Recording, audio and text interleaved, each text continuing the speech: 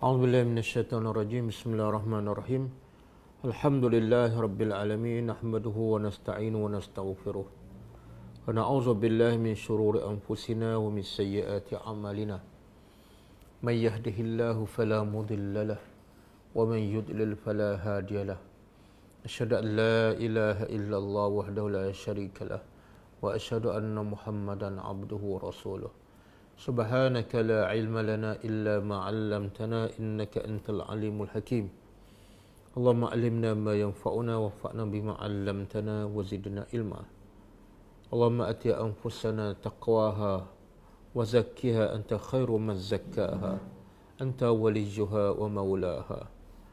Rabbi yassir wa la tu'assir. Rabbi tammi bil khair amma ba'du. InsyaAllah hari ini kita sambung tadabbur surah yang baru daripada juzuk yang ke-30, daripada juzuk Amma.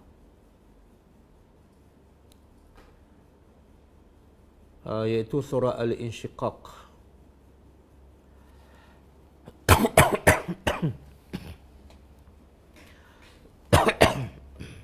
Surah Al-Insyiqaq. Surah ini surah Makkiyah, ada 25 ayat. Surah Al-Makkiyah dan mengandungi 25 ayat. Insyiqaq dinamakan surah Insyiqaq, diambil daripada maksud ayat yang pertama, iaitu a'udzubillahi minasyaitonirrajim. Iza as-samaa'u insyaqqat, apabila langit telah terbelah. Iza as-samaa'u insyaqqat, apabila langit telah insyaqqat, terbelah. Insyaqqat sama dengan makna infatarat dalam surah Al-Infitar. Iza as-samaa'u infatarat, apabila langit telah infatarat, terbelah. Maknanya lebih kurang sama. Jadi surah ni surah Makkiyah dan turun setelah surah Al-Infitar. Macam biasa surah Makkiyah ni lebih kepada penekanan tentang akidah. Keyakinan kepada Allah, keyakinan pada hari akhirat, keyakinan kepada Rasul sebagai utusan Allah, sebagai ikutan yang terbaik. Sebab tanpa akidah dibetulkan, tanpa akidah dibersihkan daripada unsur-unsur syirik, riak dan penyakit hati, maka manusia tak mungkin akan menjadi terbaik. Manusia tak mungkin akan maju ke depan, khususnya dari segi akhlak dan hubungannya dengan Allah Subhanahu Wa Taala. Sebab itulah penekanan yang di peringkat awal dakwah Nabi SAW ialah penekanan dari segi akidah, bukan berkenaan dengan hukum hakam ataupun pasal pemerintahan, pasal pembentukan keluarga, nikah kahwin dan sebagainya. Okey, kita tadabbur.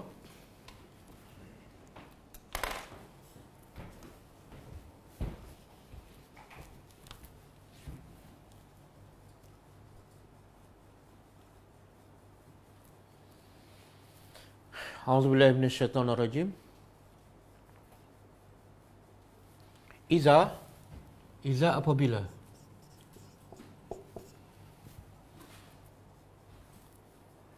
Iza apabila. Beza iza dengan izan. Iza dengan is.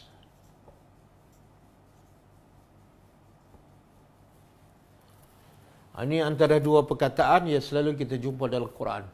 Kadang-kadang kita jumpa is. Wa iz qala Musa liqaumihi. Wa iz qala rabbuka lil malaikah. Ada kita jumpa iza. Yang membezakan apa? Bila sebut iza, makna dia untuk benda yang akan datang ataupun benda yang belum berlaku. Jadi bila sebut iza, menunjukkan benda yang belum berlaku, benda yang akan datang. Ada pun is untuk benda yang dah berlaku, benda yang lepas. Jadi iza ni akan datang. Yang ni telah berlaku. Jadi daripada huruf kita boleh memahami maksud ayat. Sama ada telah berlaku ataupun belum. Jadi kalau Allah kata wa iz qala Musa liqaumihi, ketika mana Musa telah berkata, mana cerita tu dah berlakulah. Tapi bila Allah kata iza sama'u syaqqat, benda ni belum berlaku. Apa yang belum berlaku ni? Iza, apabila as-sama' langit.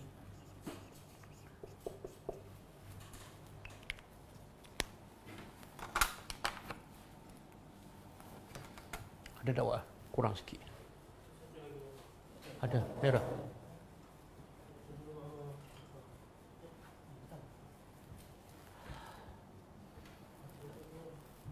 Ambil ni isi sedawak.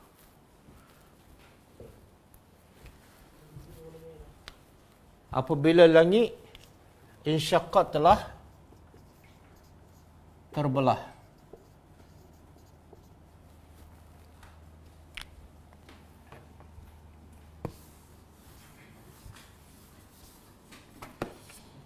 Langit telah terbelah. Jadi apa yang Allah nak bagi tahu daripada ayat pertama? Allah nak bagi tahu bahawa pertama kebesarannya, kehebatannya. Sebab yang terbelah ni bukan buah durian. Bukan rumah, bukan pokok. Tapi yang terbelah ialah makhluk Allah yang paling besar, yang paling kuat, yang paling kukuh. Jadi kalau makhluk Allah tu paling kuat, paling kukuh, tak tahu dah berapa puluh ribu tahun kekal di atas 7 lapis, kemudian tanpa tiang dan sedikit pun tak cacat, tak kurang, tak retak, tiba-tiba terpecah. Menunjukkan apa? Kehebatan penciptanya dan kehebatan Allah yang Allah juga yang cipta, Allah juga yang hancurkan. Kita kalau nak pecah rumah kan, rumah bukan besar pun. Kadang-kadang 1 minggu masa. Itu pun perlukan tenaga yang lain dan perlukan alat. Perlukan kos, perlukan masa. Tapi untuk Allah pecahkan langit yang makhluk Allah yang kita nampaklah yang paling kuat, paling kukuh, Allah perlukan kun fayakun sahaja. Okey. Bila langit terbelah, satu, menunjukkan kebesaran Allah. Yang kedua, menunjukkan apa? Berakhirnya kehidupan dunia. Langit bila dah pecah, itulah petunjuk yang paling jelas bahawa kehidupan dunia telah berakhir. Sebab langit dicipta untuk dunia. Langit dicipta untuk dunia. Bila kehidupan dunia berakhir, apa yang dicipta untuk dunia semua akan dihancurkan oleh Allah Subhanahu Wa Taala. Okey. Dan kita tahu tak, langit ni asalnya daripada apa? Juga menunjukkan kebesaran Allah. Allah cipta langit daripada apa? Asal-asalnya.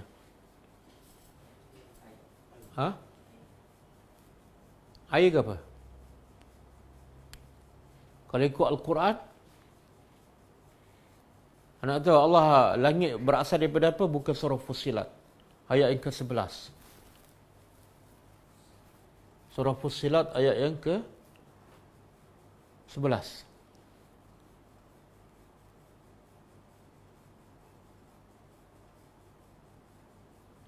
Apa dia ayat permulaan? Summa astawa ila samai wa hiya dukhanun. Kemudian wa qala laha walil ardi i'tiya qalata i'tiya taw'an aw karhan qalata ataina.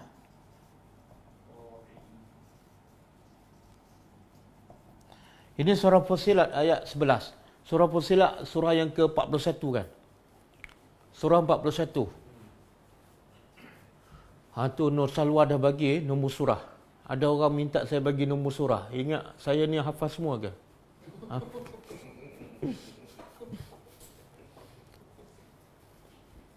Saya nak hafaz nombor ayat dengan nombor surah pun ambil masa.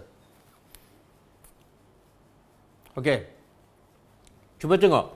Setelah Allah mencipta bumi, semua kemudian istawa. Istawa di sini makna apa? Menuju. Kalau selepas istawa ada huruf jar, ila, bukan makna bersemayam. Makna dia ialah menuju. Setelah Allah cipta bumi, Allah menuju ke langit. Ketika itu langit apa bentuknya? Wahya dukhan. Dia adalah dalam bentuk asap. Jadi apa kebesaran Allah? Allah boleh cipta langit 7 lapis yang besar, lebih besar daripada bumi, tanpa tiang dan begitu tinggi, dan dalam tempoh beribu tahun, berpuluh ribu tahun, yang asalnya daripada asap. Jadi sebenarnya kalau kita nak tengok kebesaran Allah, kalau nak kenal Allah, sebenarnya tak payah kita tengok langit pun. Kita tengok apa depan mata kita kalau kita suka tanam pokok kan. Cuba tengok pokok-pokok bunga yang kita tanam. Dalam rumah ke, di luar rumah ke. Asalnya tanah. Kemudian kita siram air, kita letak benih je. Tiba-tiba keluar. Keluar-keluar, batang. Kemudian, bunga. Kemudian, mungkin berbuah kan. Tapi bila kita korek tanah, batang pun tak ada, buah pun tak ada, rasa pun tak ada. Hanya ada tanah dengan air je. Jadi kehebatan Allah boleh menukar daripada tanah tanpa perlu apa-apa campuran. Tiba-tiba keluar warna hijau, tiba-tiba keluar warna kuning, tiba-tiba warna merah. Dan bentuk pokok pula berbagai-bagai. Ada batang besar, ada batang kecil. Bentuk daun pula berbeza. Ada 3 segi, ada bulat, ada bujur. Ya Allah. Bentuk bunga, bentuk warna pula berbagai-bagai. Asalnya daripada tanah. Begitu juga langit 7 lapis, asalnya hanya asap. Jadi cukup untuk kita kenal Allah dengan hanya berfikir tentang ciptaannya. Kemudian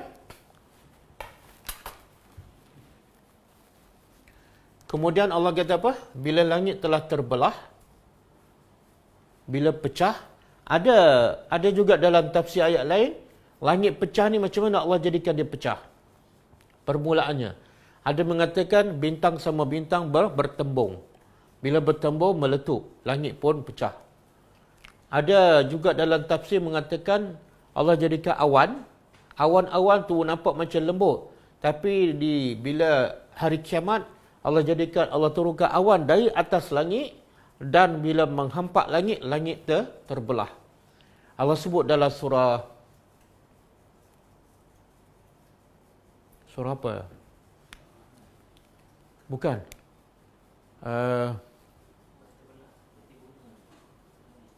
Itu surah Ar-Rahman. Ini Allah pecahkan langit disebabkan awan-awan. Wa tanshaqqus sama'u bil ghamami. Surah apa dah?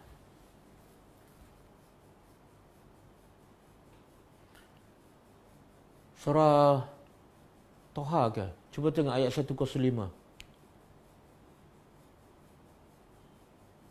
Surah Toha ayat 105.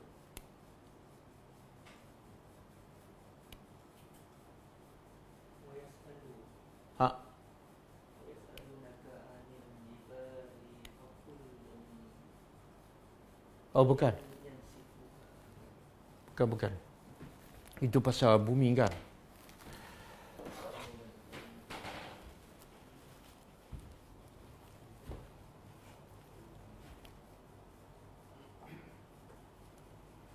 Surah Al-Furqan 25. Surah 25 ayat 25. Allah kata apa? Cuba baca. Wa yauma tashaqqaqu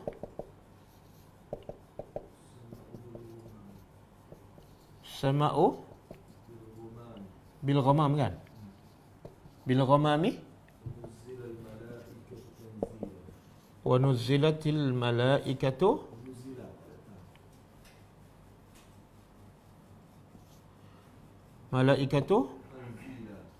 tanzila. Kan? Okey, cuba terjemah. Wa yauma, pada hari itu tashaqqaqus sama'. Ini dalam bentuk fi'il madhi, insyaqqat. Yang ini dalam bentuk fi'il mudhari'. Pada hari itu langit pecah. Disebabkan apa? Bil ghamam. Ba ni dipanggil ba sababiyah. Langit itu pecah dengan sebab awan-awan.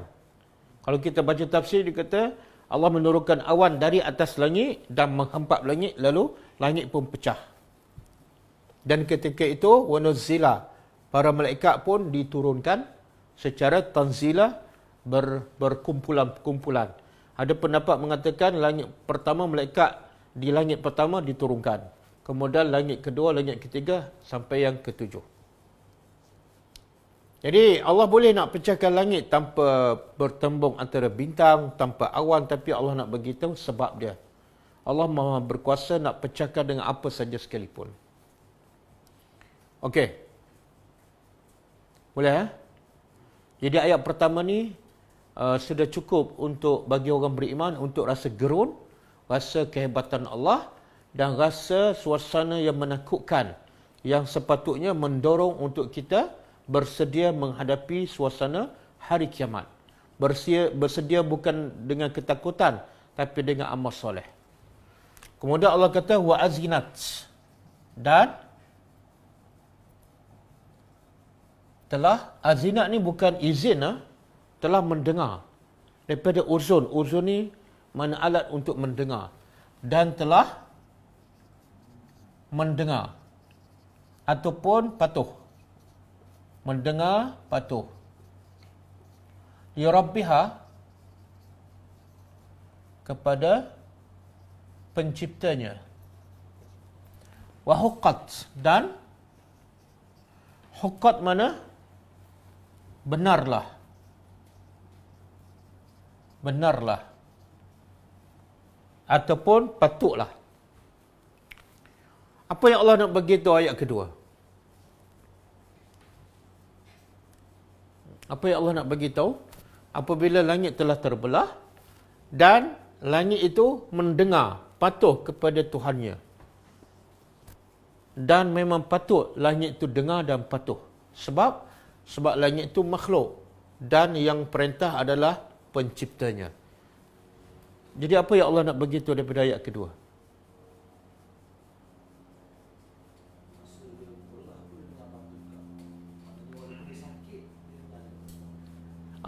Jadi pengajarannya apa?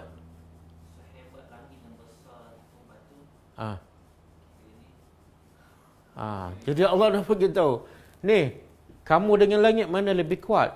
Jauh langit lebih kuat kan, 7 lapis tanpa tiang. Kamu ni kalau kena angin kuat sikit boleh rebah. Sepatutnya yang lawan Tuhan siapa? Yang kuat, yang gagah perkasa ni sepatutnya.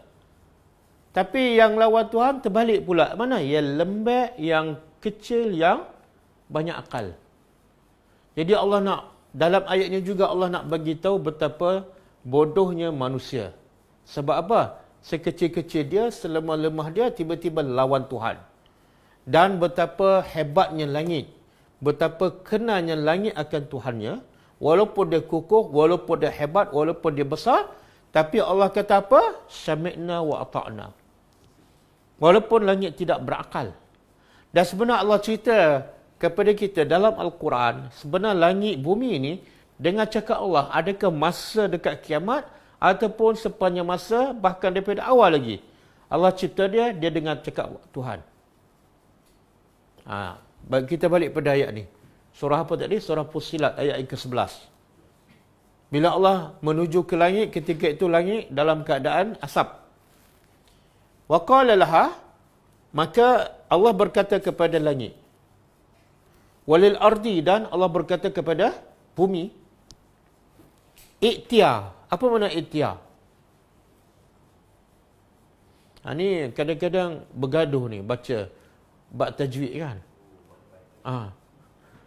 Orang kata baca salah berdosa, tapi dua-dua yang bergaduh tak faham makna. I'tiya. Apa makna dia? I'tiya makna daripada atas, datanglah kamu berdua. Allah perintah dengan siapa ni? Langit dan bumi. Mana Allah bercakap dengan langit dan bumi, dan langit dan bumi boleh faham. Allah kata apa? I'tiya, datang kamu berdua. Sama ada tau'an. Apa makna tau'an? dalam keadaan sukarela, taat, ataupun karahan, ataupun dalam keadaan kamu terpaksa datang sini. Jadi kamu nak paksa diri kamu ke sukarela, kamu datang. Maka apa jawab langit dan bumi? Qalata. Telah berkatalah kedua-dua itu, langit dan bumi, ataina. Dia diberi pilihan, tau'an atau karhan. Tapi akhir dia pilih apa? Kami datang kepada engkau ta'iin, dalam keadaan kami taat. Ini bila ni? Bila ni? Kalau ikut ayat ni bila ni? Langit dan bumi dengar perintah Allah. Awal ciptaan. Yang ayat ni pula, wa azinat li rabbiha. Bila langit dengar perintah Allah? Bila ni? Dia akhir ciptaan dia. Maknanya ni mula lahir. Yang ni di hujung kehidupan langit. Maksud apa tu?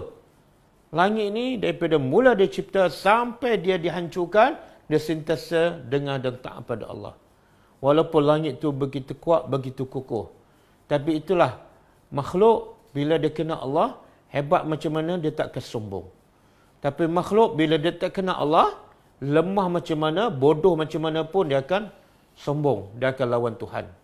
Jadi semua yang lawan Tuhan adalah orang-orang ataupun makhluk-makhluk yang bodoh.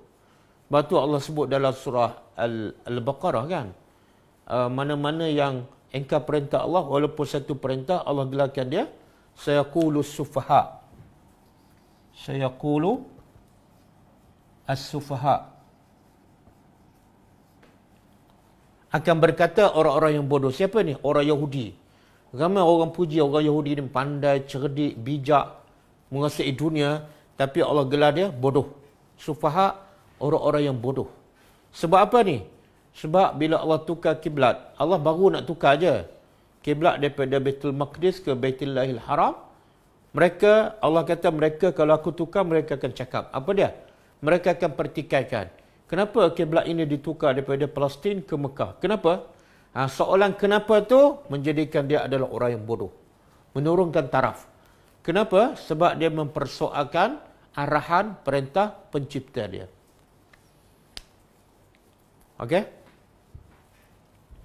Jadi pengajar untuk kita, jangan lawan perintah Allah.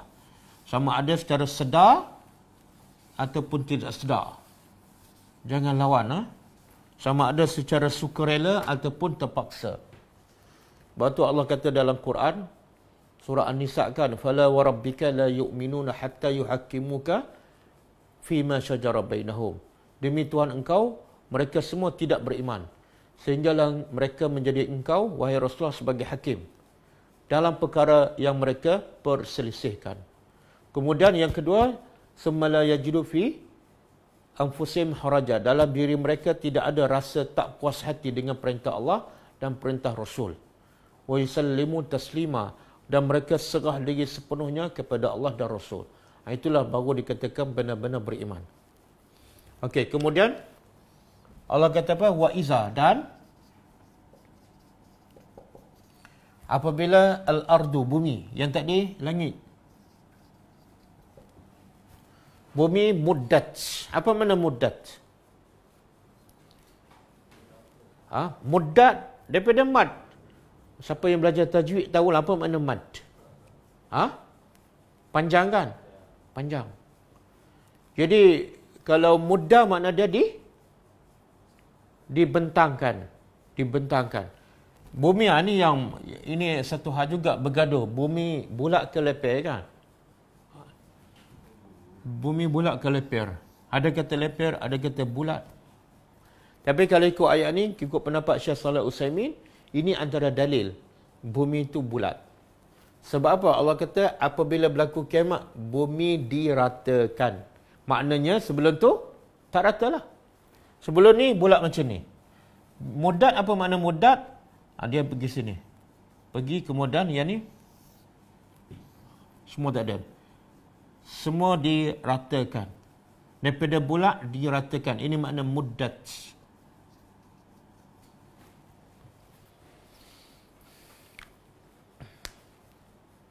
Dan apabila bumi diratakan.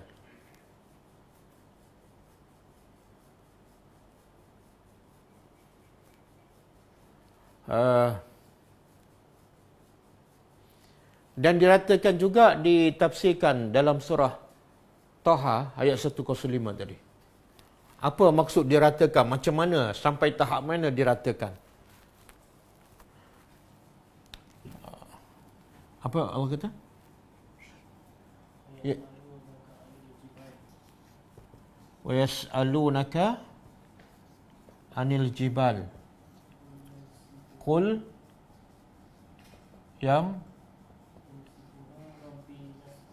yansifuha rabbi nasfa. Fa. Kemudian ayat lepas tu fayazaruha qa'an safsafa. Lepas tu la tara fiha iwajan wala amta. Kan? Okey. Orang kafir ni dia fikir pakai logik akal dia. Muhammad dah cerita pasal kiamat dan Nabi Muhammad cerita bila kiamat langit akan runtuh, gunung akan hancur kan. Jadi orang kafir ni tak masuk akal lah. Macam mana langit yang kuat, gunung yang kukuh tu boleh hancur? Macam mana? Tak masuk akal. Lalu mereka bertanya, wa yas'alunaka, mereka bertanya engkau anil jibal, tentang gunung-gunung yang besar dan kukuh tu. Takkanlah boleh dihancurkan? Maka Allah kata pada Nabi, jawablah pada mereka. Faqul, bagi kepada mereka, yansifuha rabbi nasfa. Allah akan yansifu mana? Menghancurkan. Allah akan hancurkan gunung itu dengan sehancur-hancurnya. Bahkan dalam surah apa? Al-Qari'ah kan, yauma takunul jibalu kal ihnil manfush. Allah jadikan gunung tu bukan setakat hancur, tapi seperti bulu-bulu yang berterbangan. Kemudian fayazaruha qa'an safsafa. Dia terjemah apa tu?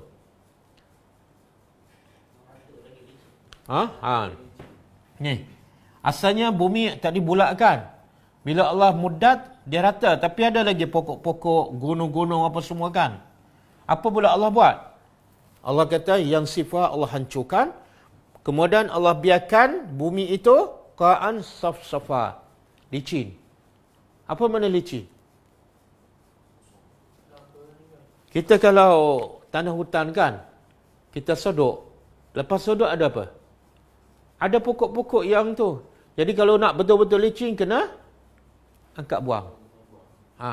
Tapi Allah, bila hari kiamat, Allah hancurkan gunung, saki-baki gunung yang hancur tu, ada tak kat sini?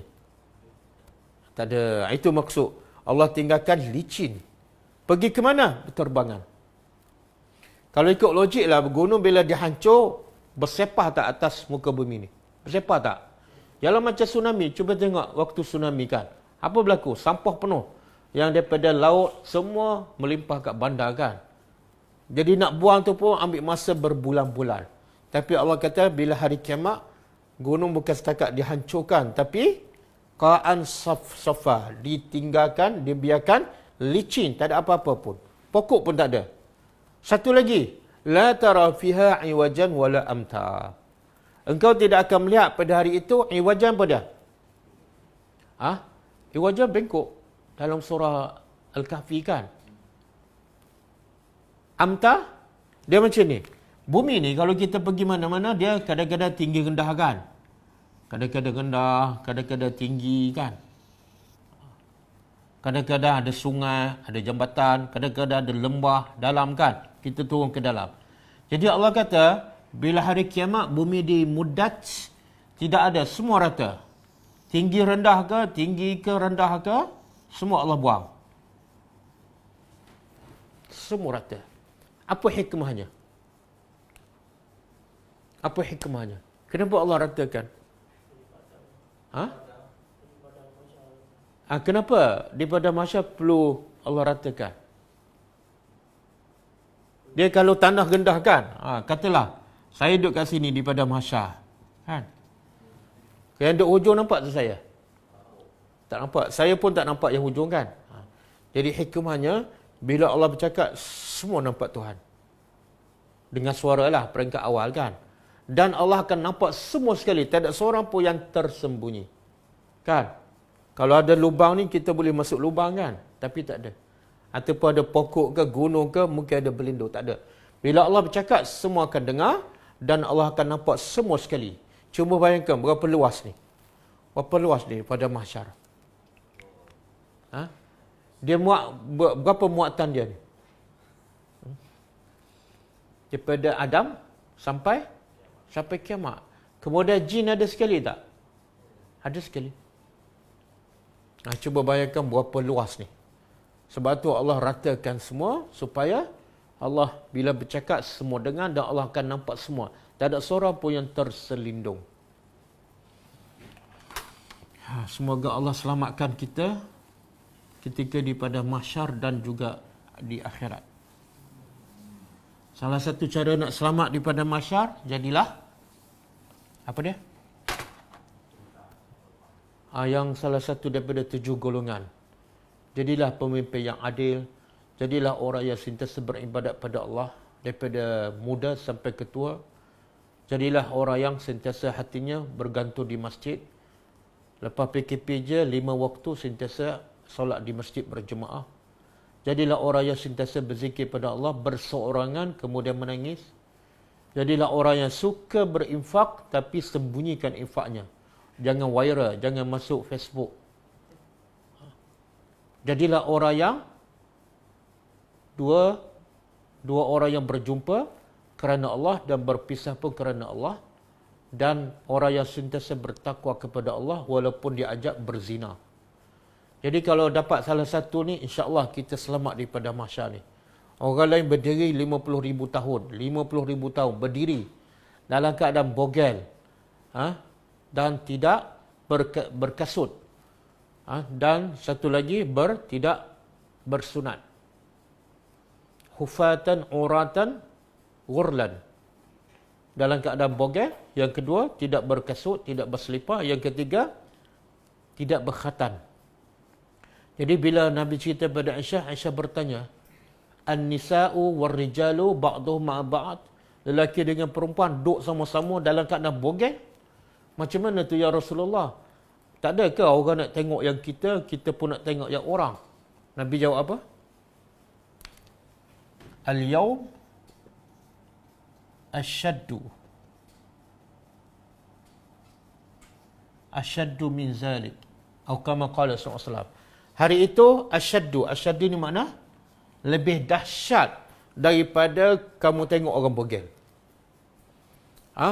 Kalau kat dunia kamu tengok orang bogel terkejut kan?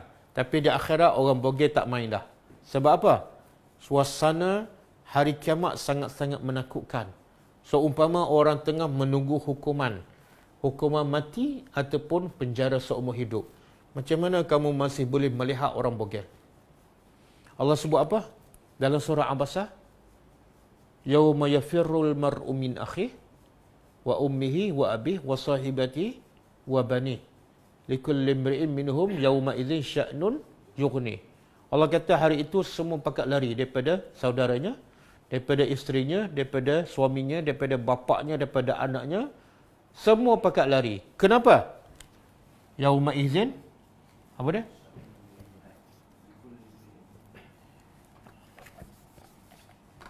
Likulli imri'in minhum yauma idzin sya'nun yughnihi.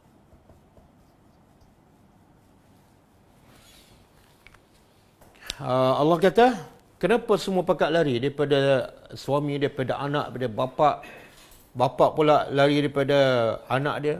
Likullin, sebabnya Allah kata likullin mri'in, setiap orang minhum, daripada mereka itu semua, yauma izin, pada hari itu bagi mereka ada apa? Sya'nun.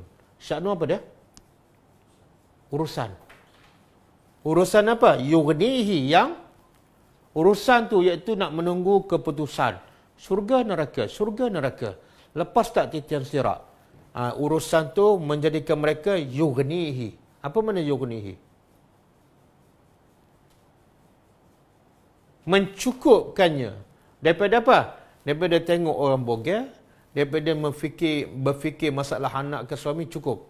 Masalah diri dia, yughnihi, sudah cukup. Jadi kenapa Allah bangkitkan manusia dalam keadaan bogel? Pertama, Allah nak bagi tahu sebagaimana kamu lahir kat dunia tanpa memiliki apa-apa. Baju pun tak pakai, selipar pun tak pakai dan tidak bersunat. Begitulah Allah bangkit selepas ditiup sangkakala yang kedua, iaitu dibangkit daripada kubur. Keadaan sama seperti kamu baru dilahirkan, tidak memiliki apa-apa. Yang kedua, Allah nak bagi tahu bila daripada mahsyar tidak ada siapa yang boleh menolong kamu. Kalau kat dunia kamu ada masalah, boleh selesai dengan duit. Boleh selesai dengan ahli keluarga. Boleh selesai dengan syafaat. Boleh selesai dengan apa-apa saja. Tapi di akhirat, tidak ada duit, tidak ada kad kredit, pakaian pun tak ada, wallet pun tak ada, poket pun tak ada. Selipar pun tak ada. Yang boleh selamatkan kita ialah iman dan amal kita. Okey. Kemudian bila bumi dibentangkan, jadi kita tak payah bergaduh lah bumi bulat ataupun lepek kan. Yang kita perlu bergaduh ialah selamat tak aku di waktu ini. Waktu bumi telah diratakan. Kemudian setelah bumi dibentangkan, diluaskan, apa berlaku? Wa alqat. Dan ia, iaitu bumi, alqat apa dia? Alqat mencampakkan.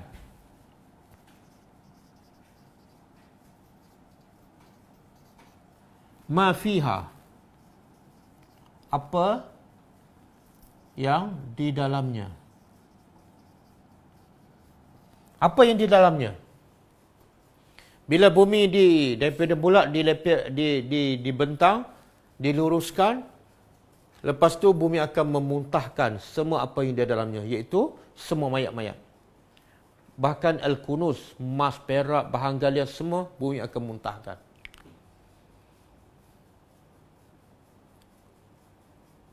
Sebab itulah mana-mana mayat, sama ada mati ditanam ke, mati terbakar ke, mati di laut ke, mati yang tak tahu mayat di mana, tapi bila hari kiamat, semua ada dalam bumi dan bumi akan muntahkan.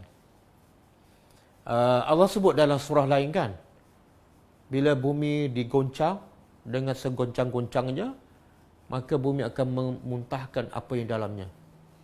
Lalu manusia bertanya, apa dah jadi dengan bumi ni? Kenapa bumi muntahkan semua? Itu surah apa tu? Bukan. Surah Lazim, surah pendek. Pendek daripada Al-Qiyamah.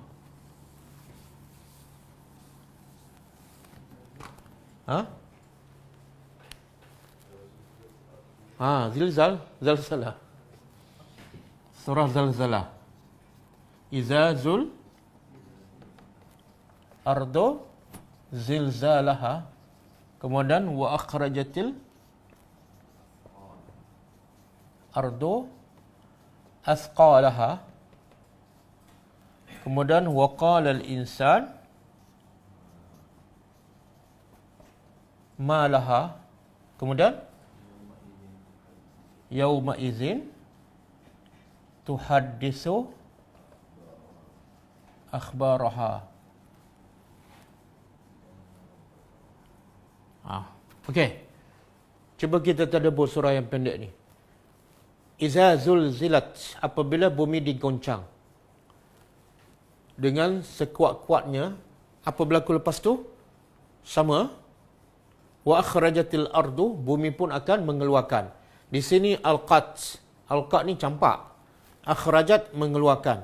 Bumi akan mengeluarkan asqalaha. Apa makna asqal? Saqil, kalau saqil makna berat. Ada tak perkataan saqil yang kita pernah dengar dan pernah sebut? Ada? Yang belajar tajwid. Mak lazim kalimi musaqqal. Dia tak bunyi saqil lah. Tapi asal dia makna sama. Saqlun. Dalam surah apa ni? Surah Al-Muzammil. Inna sanulqi alaika qawlan saqila. Kami akan campak ke atas engkau, wahai Muhammad, perkataan yang berat, iaitu Al-Quran. Quran ni berat, bukan ringan. Kemudian dalam surah Insan juga ada perkataan saqila. Inna sanulqi alaika qawlan saqila. Ini surah Muzammil. Satu lagi surah Al-Insan. Kalla bal tuhibbuna al-ajilah wa tazaruna wara'ahum yawman saqila.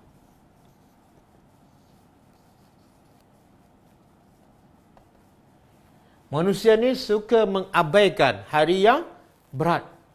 Hari berat mana ni? Ini hari kiamat ni. Hari ni sangat-sangat berat dan sangat sukar. Khususnya kepada orang yang tak beriman. Sebab tu ulama kata apa? Dalam Quran ada dua je yang disebut saqil. Ada dua kali disebut. Pertama, qaulan saqila, kata-kata yang berat, iaitu Al-Quran. Yang kedua, yauman saqila, hari yang berat. Jadi kata ulama, siapa nak lepas hari yang berat pada hari akhirat, dia kena bawa qaulan saqila. Siapa yang ada qaulan saqila dalam hidup dia, iaitu Al-Quran, dia baca walaupun berat, dia amal, dia sampaikan. InsyaAllah dia akan jumpa hari yauman bukan berat dah. Hari itu akan menjadi ringan kepadanya. Tapi kalau siapa hidup tidak berpandukan kepada qaulan saqilan, iaitu Al-Quran, dia akan jumpa hari yang saqilah, hari yang berat. Okey, jadi bumi akan memuntahkan apa yang membebankannya, apa yang memberatkannya pada manusia-manusia, khususnya orang yang tak beriman. Bumi sendiri ada perasaan, dia tak suka bila orang kafir mati dimasuk dalam bumi. Pertama, masa duduk atas bumi dah buat kerusakan. Kemudian mayat yang buat kerusakan masuk pula dalam bumi. Jadi bumi tak tahan. Sebab tu bila berlaku kiamat, terus bumi memuntahkan. Jadi bumi sangat benci kepada orang yang tidak beriman. Sama ada ketika hidup ataupun mati. Kemudian waqala al-insan, manusia bertanya, apa dah jadi dengan bumi? Malaha, kenapa bumi muntahkan semua sekali? Maka Allah kata, yauma idzin, hari itu tuhaddisu akhbaraha. Bumi akan bercerita tentang cerita-cerita bumi. Apa dia cerita bumi? Jadi bumi ada cerita dia. Dia akan cerita. Apa cerita bumi tu?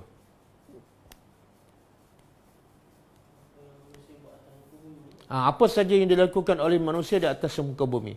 Kita buat maksiat di mana, bila masa, berapa orang ada, bumi akan cerita. Dan sebaliknya, kalau kita buat amal soleh di atas bumi, bumi akan ceritakan. Kita solat di masjid sekian, kita bangun malam di rumah sekian, di tempat ni sekian, bilik sekian. Sebab tu kata ulama berdasarkan ayat ni, bila kita beribadat, perbanyakkan tempat ibadat. Sebab apa? Bumi akan menyaksikan. Hari ni kamu solat di bilik ni, besok kamu solat di bilik lain, lusa kamu solat malam di ruang tamu. Jadi semakin banyak tempat kita beribadat, semakin banyak saksi kita. Okey. Kemudian Allah kata apa? Watakhallat. Bumi akan memuntahkan semua. Kemudian watakhallat.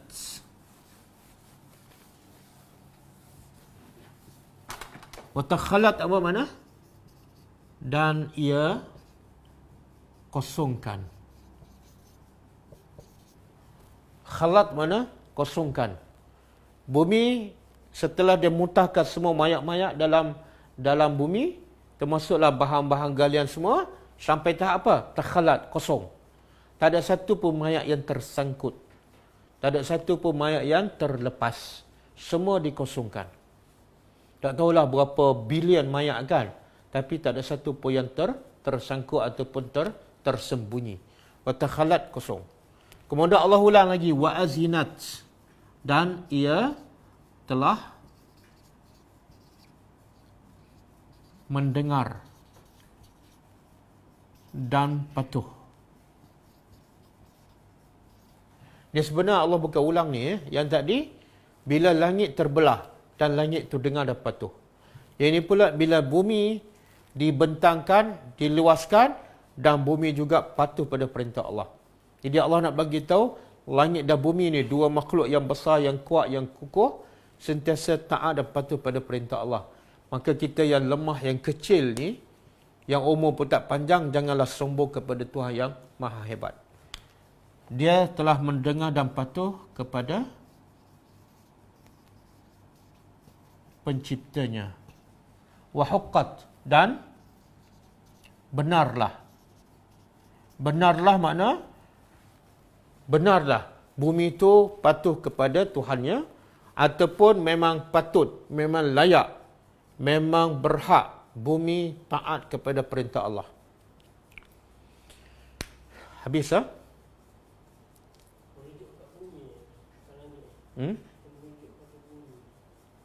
Yalah, ayat selepas ni wa azinat ni disebut selepas bumi. Jadi Allah nak bagi tahu dua-dua sekali, langit pun dengar dan patuh, bumi pun dengar dan patuh. Dia domain dalam bahasa Arab, kalau kita belajar bahasa Arab, ini ada domain ni, dia telah patuh. Dia tu adalah ganti nama. Kaedah bahasa Arab, domain tu kembali kepada yang paling dekat. Yang paling dekat apa? Langit ke bumi? Bumi. Kemudian langit dah ada kat sini, wa azinat. Okey. Kemudian yang Allah nak bagi tahu message daripada ayat ni 1 sampai 5 tu apa dia sebenar? Message-nya ialah ya ayyuhal insan. Wahai manusia. Bila sebut manusia, insan ni mufrad, seorang. Tapi mufrad ni bermaksud ialah alif lam ni menunjukkan jenis. Wahai jenis manusia. Kalau kamu jenis manusia, dengar. Apa dia? Bila sebut manusia juga merangkumi mukmin dan kafir. Bukan mukmin saja, bukan kafir saja. Merangkumi semua sekali. Wahai manusia, innaka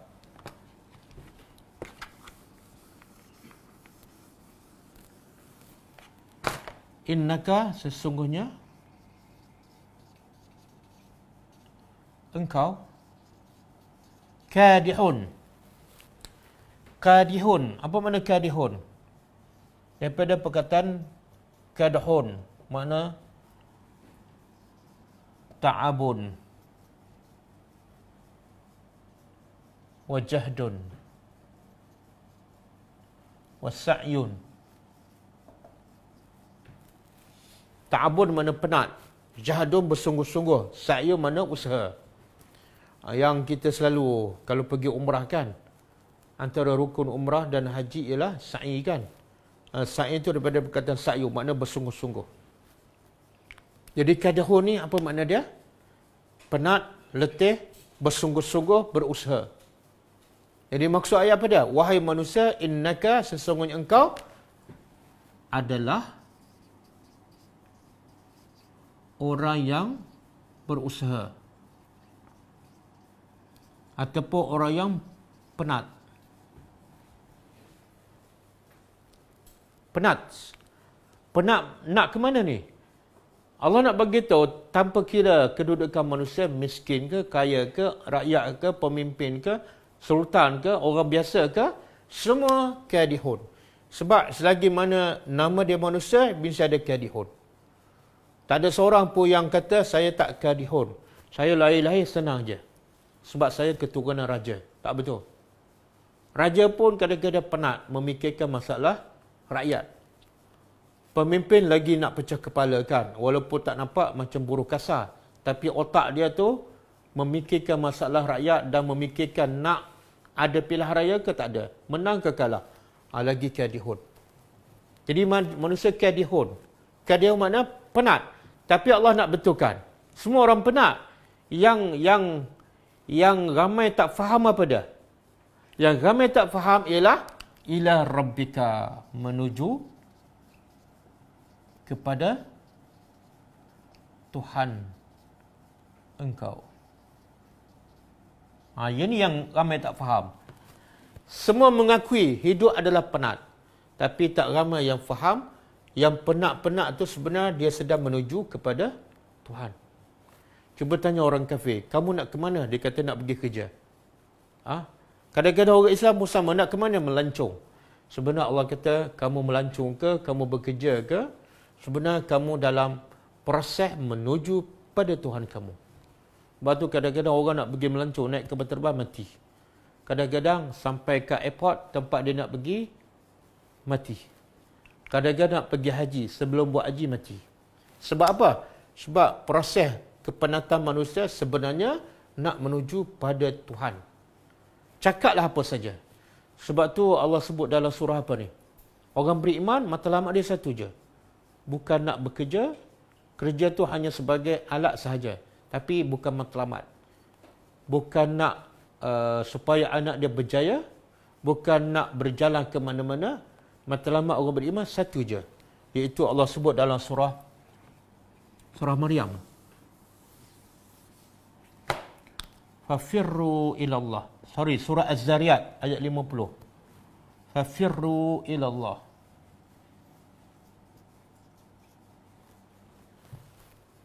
Apa makna firru? Surah Az-Zariyat ayat 50. Fafirru ilallah. Makna apa? Maka larilah kepada Allah. Ini orang beriman. Dia nampak bekerja, dia nampak cari rezeki. Sebenarnya dia dalam proses nak lari kepada Allah. Dan kadang-kadang itulah hikmah musibah. Bila kita leka, kita lupa pada Allah, lupa pada kehidupan akhirat, Allah bagi musibah supaya apa? Supaya kita betulkan hala tuju hidup kita, iaitu betul-betul lari menuju kepada Allah. Boleh? Kalau kita hidup kita halakan kepada Allah, lari kepada Allah, insya-Allah hidup kita selamat. Tapi kalau hidup kita hala kepada dunia, hala kepada keseronokan, kepuasan, hidup kita akan hancur. Cuba tengok bagaimana Nabi Ibrahim AS.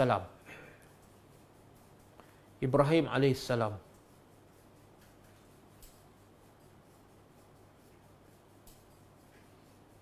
Surah As-Saffat. Cuba tengok ayat 99. Setelah dia berdakwah pada kaum dia, kepada bapa dia, dan akhirnya dia ditangkap, dia dicampak dalam api, dan tak ada seorang pun beriman. Tak ada seorang pun beriman. Dia juga berdebat dengan Namrus, raja ketika itu. Tapi seorang pun tak beriman. Maka apa dia ucap? Dia nak pergi ke Syam, daripada Iraq dia nak pergi ke Syam. Tapi apa ucapan dia? Ada ayat 99. Dia kata apa? Qala inni zahibun ila rabbi sayahdini. Ini kata-kata orang beriman. Dia kata apa? Tak apalah.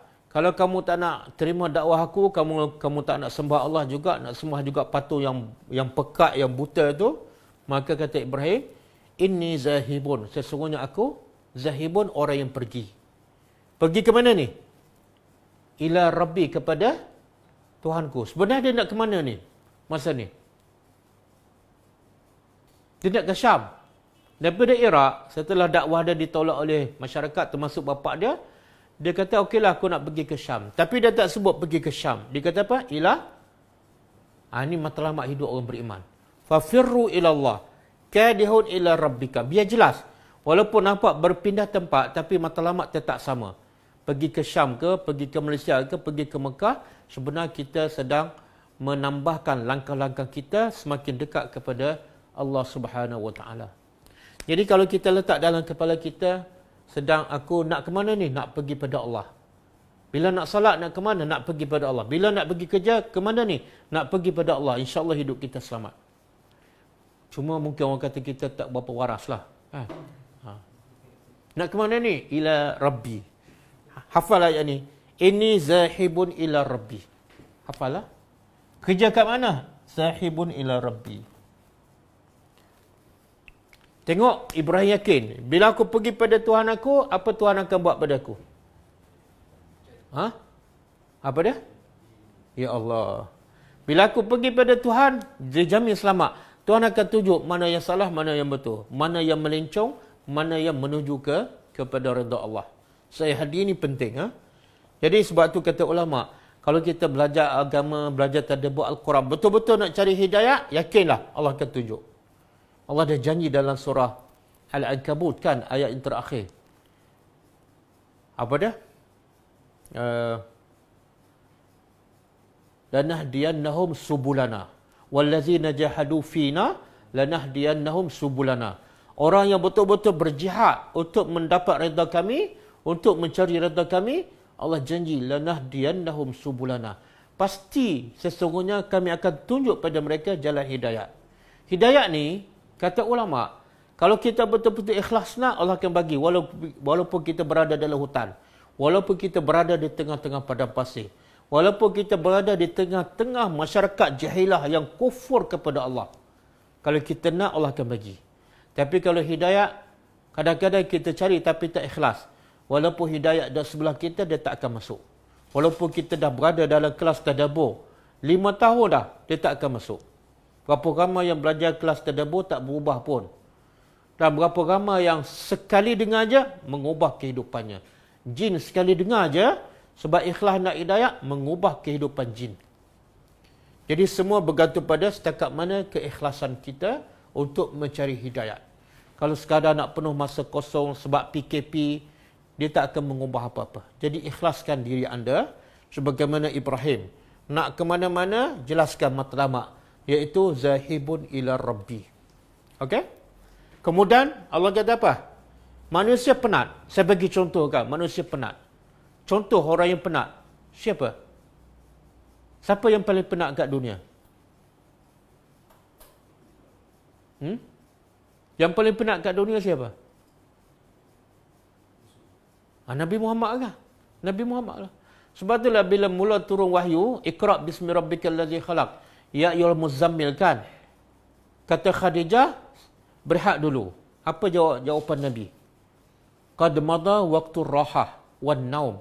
Waktu rehat, waktu tidur telah berlalu. Wa qad hana waqtul masyaqqah wal jihad. Dan sekarang bermulalah waktu yang masyaqqah, kadihun. Waktu yang kena berjihad sepenuhnya. Dan sejak daripada turun ya ayyuhal muzammil kum fa'anzir, ya mudaththir kum fa'anzir, Nabi tak pernah rehat, Nabi tak pernah tidur lebih daripada sepatutnya. Dan Allah kata apa? Wa iza faragta fansab. Apa makna ni? Apabila kamu selesai satu kerja, fansab apa makna? Fansab ni bukan makna amal saja. Dia daripada perkataan nasab. Nasab ni makna penat. Lepas kamu selesai satu kerja, berpenat pula buat kerja lain. Allah tak kata buat kerja lain. Tapi Allah kata berpenat. Makna buat kerja sampai penat. Bila? Setelah buat kerja. Sepatut Allah kata apa? Fa'iza faragta fastarih. Tidur, rehat. Wa iza faragta melancong kan? Ambil cuti. Tak. Wa iza faragta fansab. Ini makna kadihun. Kadihun diterjemah dalam ayat ini. Wa iza faragta fansab. Nabi tak pernah berehat, Nabi tak pernah bercuti bersama keluarga, tak ada. Dan contoh juga kadihun, apa dia? Contoh simple je, ketika Allah perintah Maryam menggoncang pokok kan? Penat tak goncang pokok? Penat tak goncang pokok? Satu, goncang pokok penat. Yang kedua, sebab dia perempuan. Yang ketiga, dia mengandung. Yang keempat, pokok tu besar ke, pokok kurma kuat. Dan dia sedang sarap Dan yang kelima, dia pertama kali mengandung. Sepatut pertama kali, jangan buat bagi orang lain semua buatkan. Tak ada pengalaman. Kenapa Allah suruh Maryam tengah-tengah sarap, wanita pula tu, dan pokok pula kuat, tiba-tiba Allah suruh goncang. Kenapa? Sebab semua manusia kadihun. Tak ada benda yang mudah. Walaupun dengan Maryam goncang tu tak memungkinkan buah kurma gugur. Tapi Allah nak kamu buat aja. Yang gugur tu aku akan gugurkan. Itulah kehidupan. Jadi saya pun tak faham bila ada manusia berfikir nak berehat kan, nak bercuti. Sebenarnya Allah memang nak bagi kita cuti. Sebenarnya Allah memang nak bagi rehat. Tapi rehat dan cuti yang Allah nak bagi ialah rehat dan cuti yang tidak ada penat, yang tidak ada penghujung, yang tidak ada sakit, yang tidak ada tua, yang tidak ada sedih, tidak ada duka cita. Iaitu kekal selama-lamanya dalam syurga. Itu cuti yang Allah nak bagi. Tapi kita masih juga nak cuti yang kadang-kadang memenatkan. kadang-kadang menyakitkan. Okey? Kemudian lepas tu apa dia? Famulaqih. Famulaqih kadahan ni engkau adalah orang yang berpenat kadahan sepenatnya. Famulaqih, lalu mulaqih, dia iaitu manusia akan menemuinya. Menemui siapa ni? Allah. Ini yang menakutkan. Jadi yang penghujungnya apa? Bukan setakat jumpa tu menuju pada Tuhan, tapi akan liqa, berjumpa Allah. Yang paling menakutkan ni, menuju sampai tahap kita jumpa Allah. Sebab apa? Sebab bila jumpa Allah, Allah tak akan jumpa kosong macam tu. Allah akan bentangkan amalan kita, kemudian Allah bagi balasan. Kalau baik ke syurga, kalau tak baik ke neraka. Sebab itulah bagi orang beriman, tengok orang beriman penat. Orang tak beriman pun penat. Orang kafir penat. Orang yang beramal soleh pun penat. Semua penat. Semua penat. Tak ada seorang yang tak penat. Bill Gates yang kaya gila pun penat. Dia tak ada lahir-lahir terus kaya kan. Tapi beza orang beriman dengan orang kafir yang sama-sama penat apa dia? Apa beza dia? Orang kafir penat. PKP ke COVID-19, semua orang, satu dunia kena. Bahkan negara orang kafir lagi teruk kematian. Lagi ramai kematian. Jadi sama-sama penat. Yang membezakan apa? Penat orang beriman dengan penat orang tak beriman. Apa yang membezakan?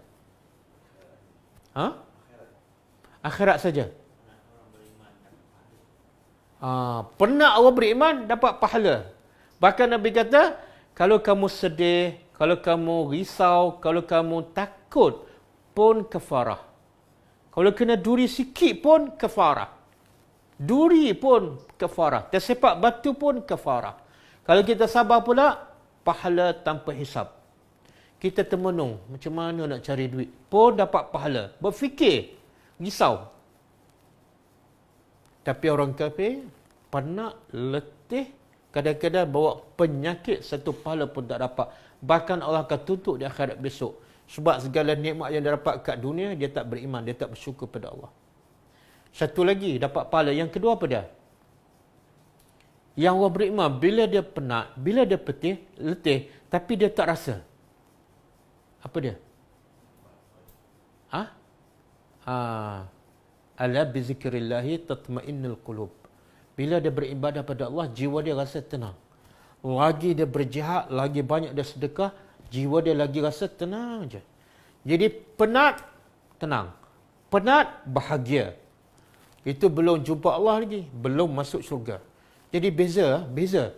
Jadi fahamlah, ambillah pengajaran. Kenapa kamu nak penat kat dunia, pahala tak dapat, hidup tak bahagia, dan di akhirat kekal dalam api selama-lamanya. Jadi kita di dua pilihan.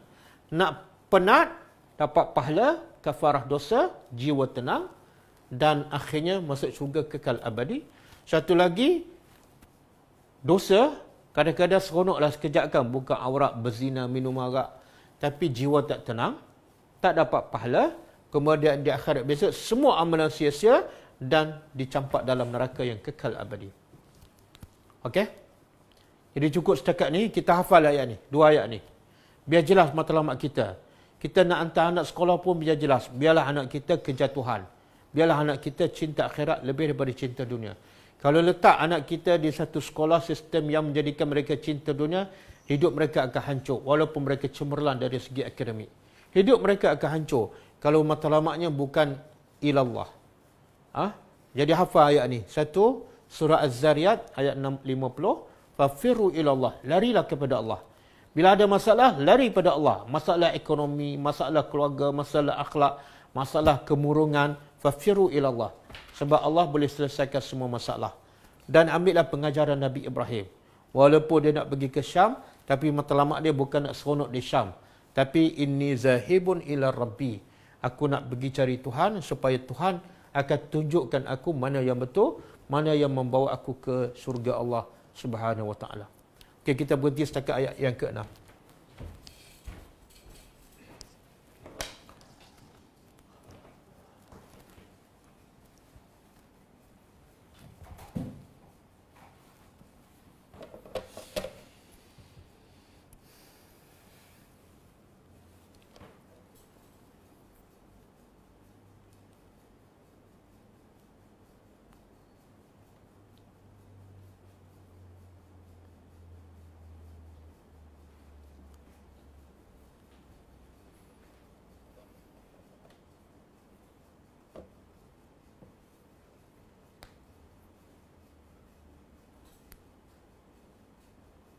Ada soalan?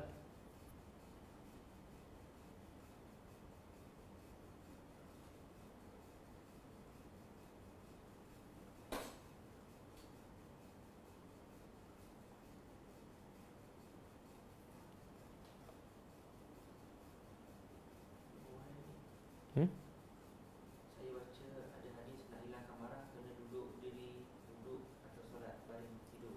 Kalau Mana soalan? tak juga dia. Saya baca ada hadis nak hilangkan marah kena duduk berdiri, wuduk, solat, baring tidur. Kalau solat dan baring tidur tak praktikal waktu rasa marah. Kalau solat dan baring tidur, duduk bangun pun tak hilang juga marah. Baca auzubillah pun tak hilang. Macam mana ustaz? Anak-anak tengah tidak terkawal, seorang saja dewasa yang ada masa marah. Tak, betul. Ada hadis. Bila kita marah, daripada berdiri, duduk. Bila duduk, marah juga, baring. Dan ada juga hadis, bila kita marah, ambil wuduk. Sebab apa? Marah ni panas. Bila panas, dia kena sejukkan dengan air, iaitu dengan berwuduk. Tapi kita buat semua tu tak jadi. Sebab dia sebenarnya asasnya, nak hilangkan marah, asasnya bukan ambil wuduk. Asasnya ialah ilmu. Asasnya ialah ilmu. Sebab tu turun ayat pertama, Iqra. Dengan ilmu sahaja akan memandu kita kepada akhlak yang baik. Termasuklah tidak marah. Kalau kita tak ada ilmu tentang apa? Tentang sifat-sifat orang beriman, bagaimana orang dulu ujiannya lagi besar, kita tak ada maklumat tu. Tiba-tiba kita dengar. Kita dengar kalau nak hilang marah, duduk. Kita pun duduk, tak akan hilang. Sebab kita tak dipandukan oleh ilmu. Jadi yang ambil wuduk ke duduk itu sebenarnya antara cara untuk membantu hilangkan marah. Bukan perkara yang asas. Yang asas ialah ilmu. Jadi kalau kita dah faham, orang beriman kena tahan marah. Bila tahan marah, sifatnya ahli syurga. Allah kata, Al-kazimin al-ghaiza, wasari'u ila maghfiratin min rabbikum. Wasari'u ila maghfiratin min rabbikum wa jannatin arduha samawati wal ard u'iddat lil muttaqin. Siapa al-muttaqin? Allah kata berlombalah. Tengok ilmu Al-Quran. Allah kata Iqra, baca. Dengan kamu baca Quran, dengan kamu tadabbur, kamu akan hilang marah. Berlombalah kepada syurga, berlombalah kepada keampunan Allah. Jadi pertama nak hilangkan marah, bertobat dulu. Kalau kita penuh dengan dosa, kita tak akan hilang marah lah. Nak hilang marah ni kita kena ada kekuatan. Dan kekuatan kita ialah bersih daripada dosa. Jadi Allah kata pertama, bersegera kepada keampunan Allah. Dosa buka aurat, dosa solat lambat, dosa suka buang masa, dosa mengumpat. Jadi benda-benda macam tu kena clear dulu. Kalau ambil wuduk tapi dosa penuh, dia tak akan hilangkan marah. Dosa buka aurat setiap hari tapi bila marah dia duduk, tak hilang marah. Okey, yang kedua, letakkan matlamat kita berlomba kepada syurga yang Nabi tawarkan seluas langit dan bumi. Aku marah dapat apa? Aku marah dapat apa? Tak dapat apa-apa. Sebuah rumah pun tak dapat. Sebiji kereta pun tak dapat. Kemudian Allah kata syurga seluas langit dan bumi dia sediakan untuk orang yang bertakwa. U'iddat lil muttaqin. Siapa pula orang bertakwa yang layak dapat syurga ni? Siapa ni? Allah sebut pertama, allazina yunfiquna amwalahum fis sarra'i wad dharra. Orang yang sentiasa infak harta dia ketika senang dan susah. Proses nak hilang marah ni. Kena bertaubat, kena letak matlamat kita adalah syurga bukan dunia. Kemudian sifat-sifat orang yang layak dapat syurga, pertama, dia tidak kedekut. Suka infak. Ketika senang, dia bagi banyak. Ketika susah, dia bagi sikit. Dia tak pernah tak bagi. Yang kedua, sifat ahli syurga ialah al-kazimin al-ghaiza. Tahan marah. Tahan marah. Jadi kalau dia memang kedekut, tiba-tiba nak tahan marah, tak boleh. Sebab tu Allah kata, infak dulu. Kalau kamu pemurah, insya-Allah mudah nak tahan marah. Tapi kalau kamu memang kedekut, haji bakhil, memang susah nak tahan marah. Kemudian lepas tahan marah, Allah kata apa? Wal afina 'anil nas. Dan orang yang suka memaafkan orang. Lagi susah sebenarnya daripada tahan marah. Tahan marah, mungkin ada orang boleh kontrol marah dia. Tapi nak maafkan orang, kesalahan orang pada kita, lagi sukar. Sebab tu Allah sebut ni macam ikut tertib. Pertama, infak ketika senang dan susah. Kemudian yang kedua, lagi susah, apa dia? Tahan marah. Kadang-kadang kita ada infak, orang maki kita, tahan marah. Dan lagi susah, apa dia? Nak maafkan kesalahan orang. Jadi kalau kita, kemudian wallahu yuhibbul muhsinin. Di hujung Allah kata apa? Allah sangat cinta kepada orang yang berbuat baik. Siapa yang berbuat baik ni? Yang boleh infak. Dia infak pada orang ramai, berbuat baik. Yang kedua, dia tahan marah. Sebenarnya bila dia marah, dia tak buat baik pada orang.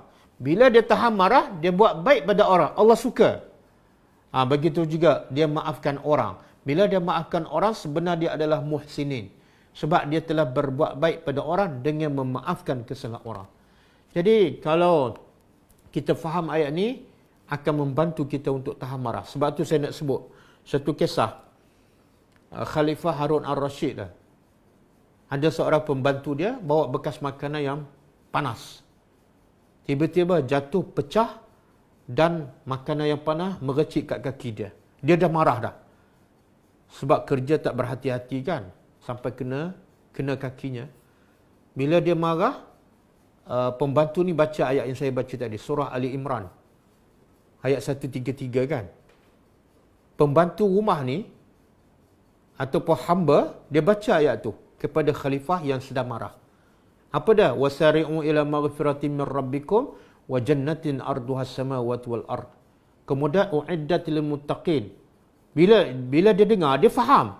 Allah suruh bertaubat. Allah suruh berlomba untuk dapat syurga seluas langit dan bumi. Dan semua dia sediakan untuk bertakwa. Siapa yang bertakwa? Pertama, suka infak ketika senang dan susah. Yang kedua, tahan marah.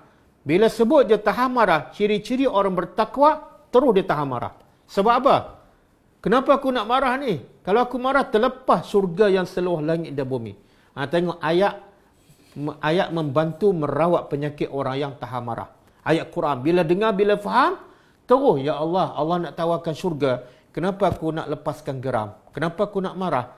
Syurga terlepas dan hati pun tak bahagia, tak tenang. Kemudian pembantu tu baca lagi. Wal'afina anin nas. Dan ahli syurga, orang bertakwa juga ialah suka memaafkan orang. Kemudian Harun al-Rashid, dia kata pada pembantu ni, aku merdekakan engkau. Daripada dia buat salah, terus dimerdekakan sebab dia hamba. Sebab apa Harun al-Rashid merdekakan? Bukan setakat tak marah, tapi merdekakan. Sebab Allah suka orang yang memaafkan orang, dan orang yang memaafkan orang adalah ciri-ciri ahli syurga. Jadi dengan senang je, masa tu juga dia kawal marah dan dia maafkan orang tu. Sebab apa? Nampak ganjaran yang Allah sediakan untuk orang yang dapat tahan marah.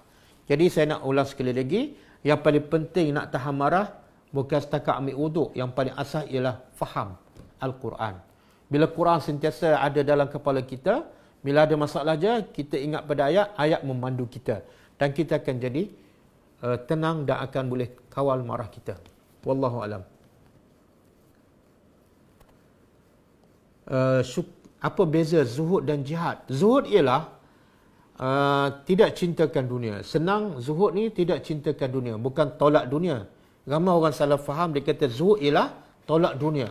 Pakai baju buruk, pakai baju koyak, duduk rumah flat, pakai kereta kancil yang tak ada pintu kan. Itu bukan zuhud, itu kedekut. Zuhud ni dia ada dunia, tapi dia tak cintakan dunia. Dunia hanya kat tangan dia je. Bila-bila masa orang perlukan, dia boleh bagi tanpa berfikir dua kali. Kadang-kadang dia bagi 10,000, kadang-kadang dia bagi 100,000.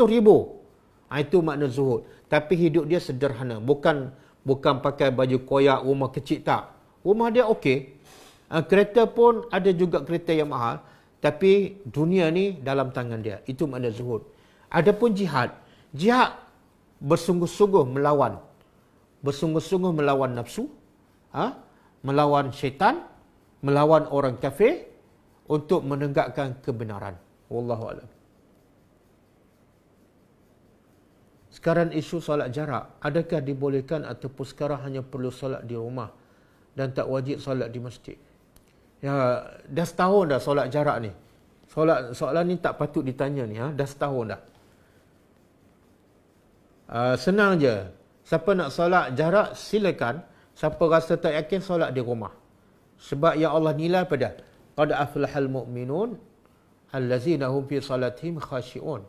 Allah bagi nilai kejayaan kepada siapa?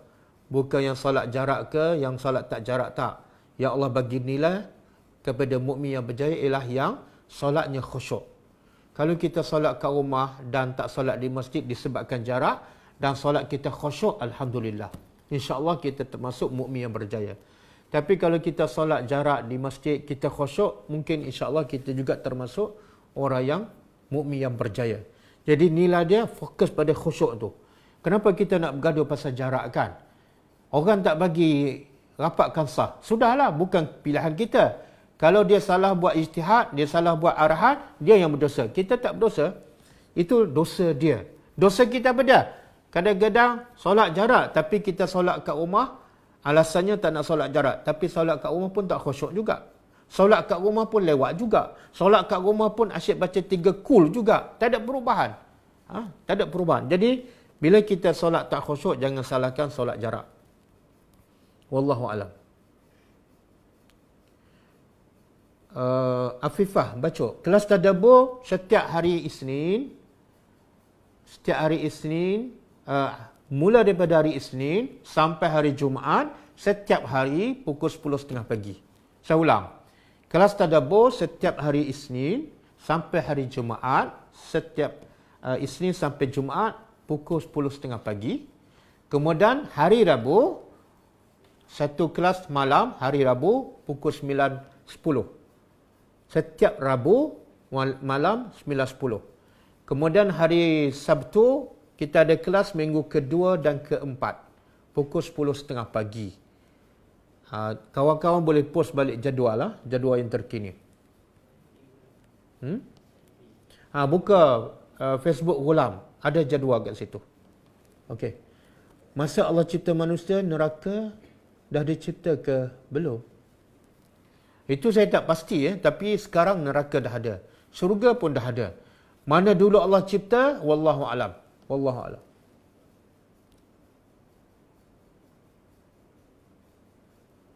Mohon tunjuk whiteboard. Apa tu? Dia nak tulis apa?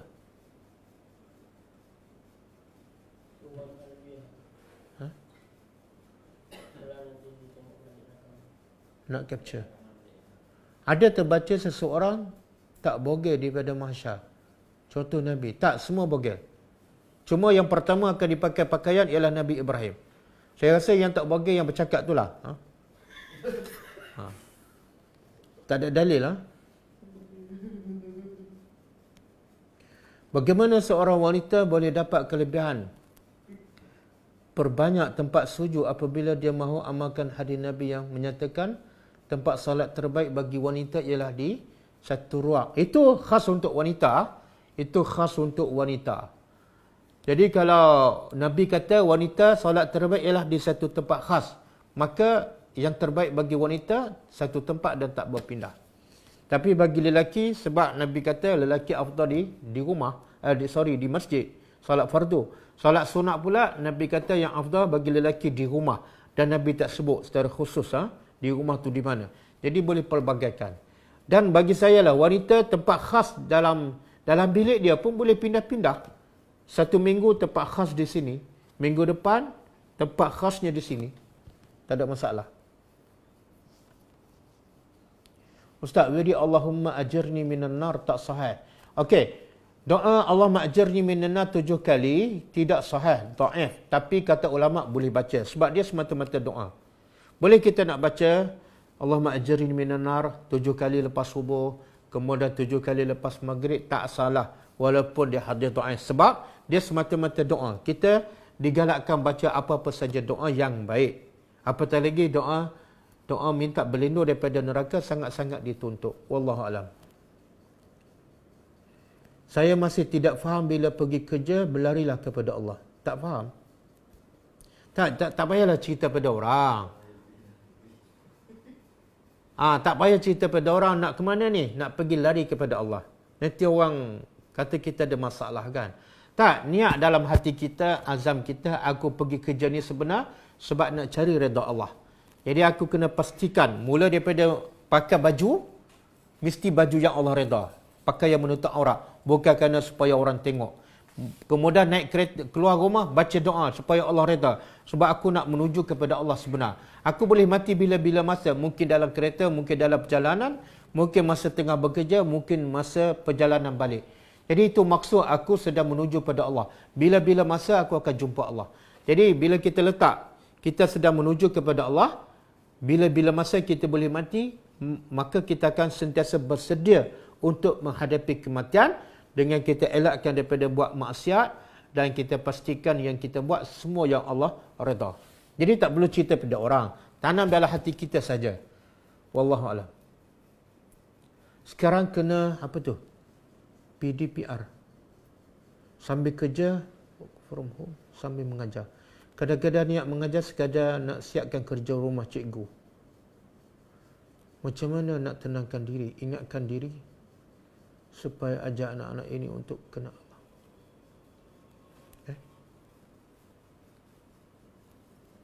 Apa maksud soalan tu? Masalah mak ayah ni, sekarang kan PDPR. PDPR apa dia? Ni dia belajar, budak sekarang belajar online. Jadi mak ayah kena bantu lah. Kerja rumah apa yang cikgu bagi tahu homework tu. Supaya budak-budak tu faham. Jadi stres lah kan. Anak apa 5 orang kena. Ni dia kalau nak keluar daripada masalah ti, dia kena keluar daripada sistem tu lah. Selagi mana kita duduk dalam sistem tu, kita tak boleh keluar. Dan kita akan banyak habiskan masa. Sistem tu nak lahirkan apa? Pelajar yang cerdik, pelajar yang cemerlang dalam akademik. Bukan dalam bidang agama. Jadi kita bila pilih sistem tu, kita terperangkap, kita tak boleh nak keluar. Macam mana kita nak ajar anak-anak kita yang Allah redha, sedangkan sistem tu tidak ada pun silibus yang ke arah itu. Jadi nak tak nak kita yalah tak ada pilihan. Sama ada kita keluar daripada sistem tu, kita ajar anak kita ikut manhaj yang Allah sebut dalam Quran dan sunnah Nabi. Adapun akademik tu kita cari sendiri. Itu langkah yang terbaiklah, kita keluar. Dan saya rasa dah ramai ibu-ibu sekarang yang buat homeschool kat rumah kepada anak-anak. Mereka ajar sendiri berdasarkan silibus daripada Quran dan hadis. Jadi mereka bebas dan mereka boleh pastikan yang mereka ajar, yang anak-anak belajar, semua yang Allah redha. Semua yang daripada sunnah Nabi SAW. Itu pilihan pertama. Pilihan kedua, kalau kita masih tak yakin nak keluar, masih rasa macam, kalau keluar ni macam gelak je masa depan, kita ubahlah, tampalah sikit-sikit. Tanpa sikit-sikit sambil-sambil kita mengajar tu, kita ajar juga masuk unsur-unsur agama kan. Lepas habis subjek yang daripada sekolah tu, kita ajar pula lepas maghrib ke, malam ke, lepas syah ke, ataupun lepas subuh sekejap, kita duduk sekejap dengan anak-anak, bagi dulu tadabbur 4-5 ayat. Kemudian ajar pula doa-doa daripada Nabi, sunnah-sunnah Nabi, satu hari sunnah Nabi. Paling-paling kurang dapatlah merawat masalah anak kita yang hanya fokus pada akademik. Hanya nak mendapat kecemerlangan di dunia. Paling-paling kuranglah dapat kita seimbangkan. Tapi dia tak dapat memenuhi kehendak Al-Quran yang sebenarlah. Wallahu a'lam.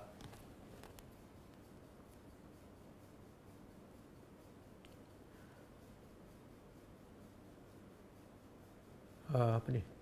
Dah. Benarkah bumi akan berbicara dengan roh orang yang sedang hendak? Tak ada dalil. Bumi tak akan bercakap dengan jenazah yang akan dikebumikan. Itu tak ada dalil. Itu ustaz yang cakap tu. Nabi tak pernah cakap pun. Wallahu a'lam. Salam, apa zikir dan doa kita perlu baca setelah solat qabliyah? Tak ada zikir. Dia zikir yang ada ialah hanya zikir selepas solat fardu 5 waktu. Adapun selepas solat ba'diyah dan qabliyah, Nabi tak pernah ajar. Maknanya benda tu tak ada. Lepas salam terus bangun. Cukup dengan zikir lepas solat. Sebab tujuan solat sunat ni ialah nak menampung solat fardu. Tujuan solat sunat salah satunya ialah nak menampung kekurangan yang ada dalam solat fardu. Jadi bila habis solat, habis cerita. Tak payah zikir. Sebab zikir dah ada selepas solat fardu.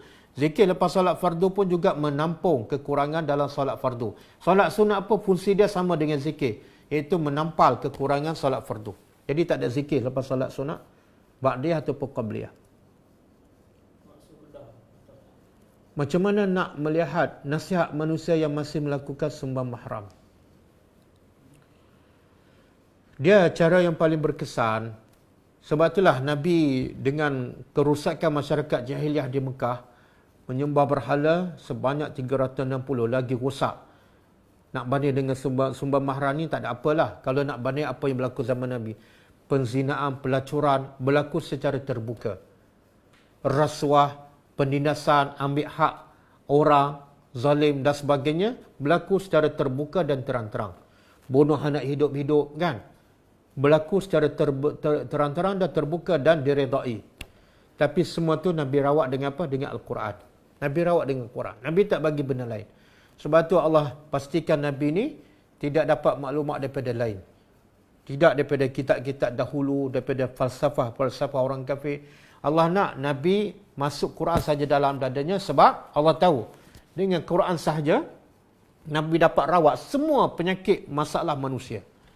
Semua penyakit ada pada orang musyrikin Mekah. Sebab tu orang kata kerusakan masyarakat Mekah ni adalah yang paling teruk. Sebab tu dia perlukan seorang Nabi yang paling hebat. Dan Nabi berjaya merawat semua penyakit yang ada kepada masyarakat musyrikin Mekah. Sembah mahram tu sebenarnya kecil je. Sembah mahram tu kecil. Jadi jawapannya, bagaimana nak menasihat orang yang melakukan sembah mahram. Dan apa-apa saja masalah. Caranya tidak lain. Tidak bukan, ialah dengan Al-Quran. Ajak mereka masuk kelas Al-Quran. Bagi link tadabbur Al-Quran. Hantar video-video pasal Al-Quran. Dengan Quran saja akan mengetuk hati manusia. Manusia ni cakaplah 1000 patah pun, cakaplah 10 jam pun, dia tak akan mengubah apa-apa. Sebab kata-kata manusia, mungkin berubah sekejap, mungkin menangis sekejap, tapi lepas tu tak mengubah apa-apa. Quran saja yang Allah turunkan demi untuk merawat semua penyakit manusia, semua masalah akhlak. Satu saja rawatannya, iaitu Al-Quran. Jadi nak tak nak, ajarlah mereka Al-Quran. Sama ada kita ajar, ataupun bagi panduan supaya dia belajar pada orang lain, bagi link ke, bagi ceramah ke, bagi video, insya-Allah. Semoga Allah buka pintu hatinya. Betulkah Iblis itu suatu ketika pernah jadi ketua para malaikat? Saya dengar cerita tapi tak ada dalil lah. Tak ada dalil. Sebab ketua pada malaikat ialah Jibril lah. Ketua kepada malaikat adalah Jibril.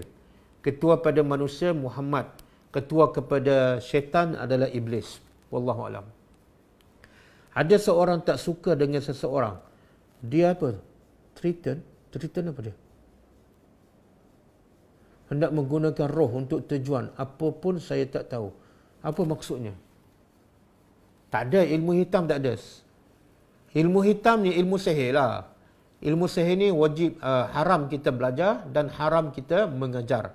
Bahkan kalau ikut surah Al-Baqarah ayat 102, belajar ilmu sihir boleh menjadi kafir. Begitu juga mengajar ilmu sihir, hukumnya adalah kafir. Wallahu alam. Nak infak ada limit duit, ada cara lain untuk infak. Contoh infak bakat diri. Infak beza dengan sedekah. Infak ni hanya pada harta sahaja. Yunfiquna amwalahum. Tapi kalau sedekah umum, sedekah boleh tanpa duit, sedekah dengan senyum, sedekah dengan masa, sedekah dengan tenaga, sedekah dengan bakat kita, sedekah dengan pengalaman kita, sedekah dengan kereta kita, macam-macam. Jadi kalau nak sedekah, nak dengan bakat tu, dia tak bagi infak, dia bagi sedekah. Wallahu alam. Cara untuk menghilangkan marah ialah ilmu.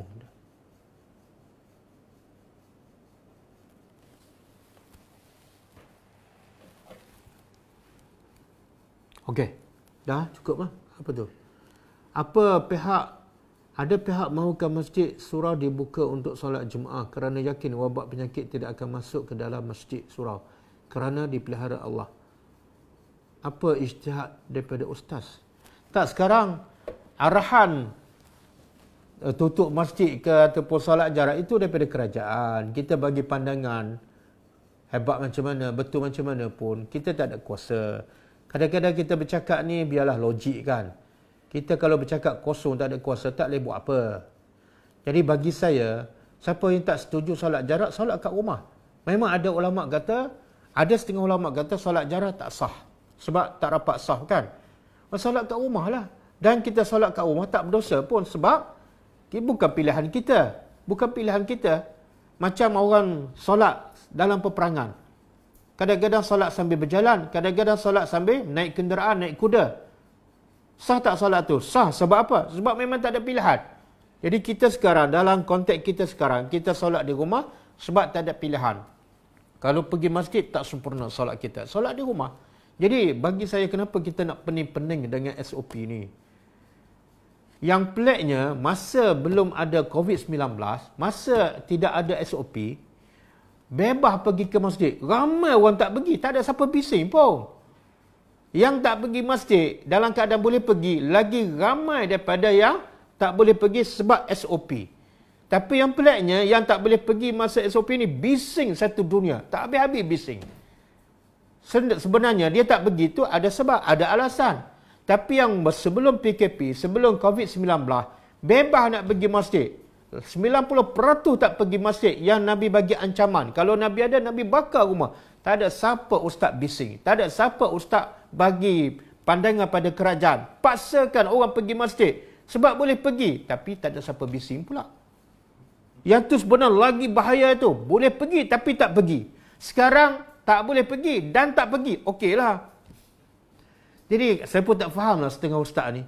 Kenapa kecoh sekarang?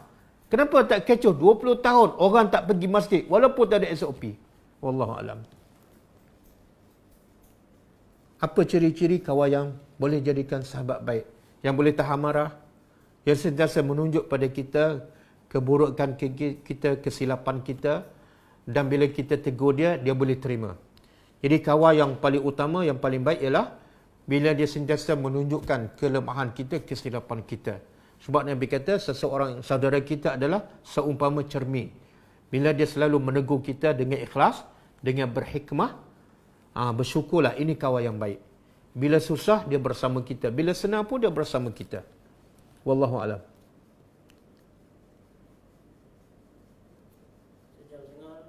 Okey, cukup lah. Kita sambung. Kelas besok insya-Allah pukul 10.30. Assalamualaikum. Kita tutup dengan membaca tasbih kafarah. Subhanakallahumma wa bihamdika asyhadu an la ilaha illa anta astaghfiruka wa atubu ilaik. Assalamualaikum warahmatullahi wabarakatuh.